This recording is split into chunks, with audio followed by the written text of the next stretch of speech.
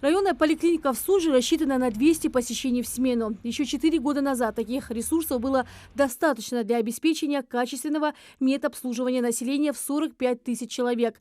На сегодняшний день численность выросла в треть. Сегодня в городе проживает 60 тысяч. Живые очереди в коридорах растягиваются на десятки метров. Эта проблема должна устраниться вместе с возведением новой поликлиники, которую строят напротив существующей. Поликлиника строится на 300 посещений в сутки. Это достаточно большое количество получается на Сунженский район. Достаточное количество на Сунженский район. В поликлинике будет развернуто точно так же, как и в остальном. Будет рентген-диагностическое отделение, отделение функциональной диагностики, клиника-лабораторная диагностика, то есть отделение клиника-лабораторной диагностики, в которое будет входить как плановые, так и срочные лабораторные анализы. Ну и, как и во всех поликлиниках, будут кабинеты врачей, узких специалистов, кабинеты терапевтов. Уже сегодня можно понять, как будет выглядеть пятиэтажное здание. Строится оно с соблюдением всех норм и правил. На объекте трудится 10 бригад. 6 из них уже занимаются отделочными работами. Среди них и Магомед Даурбеков. За неделю примерно 25 квадратов сделали. Тут много плитки надо положить. Достаточно много. Тут первый этаж, потом там по этажам выше. К строительству объекта приступили в октябре 2018 года. За этот период выполнили все земляные работы.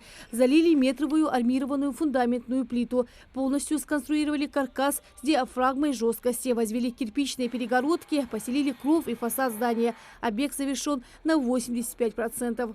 Чтобы закончить полностью проект, нам нужно, во-первых, зашкурить все стены, которые мы нанесли шпаклевку, покрасить эти стены все, получается, сделать откосы на дверях. Ну, откосы уже, можно сказать, процентов 70 уже сделано.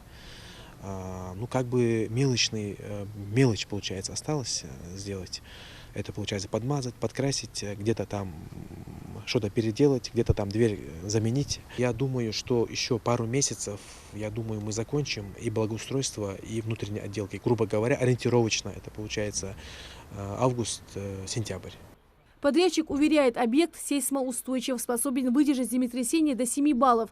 Ввести в эксплуатацию его планируют в конце сентября этого года. Изначально поликлиника должна была заработать в конце 2020-го. Проект был поделен на 2 этапа. Если первый этап работ был выполнен в срок, то сдачу второго пришлось перенести. Пандемия коронавируса там повлияла на сроки строительства.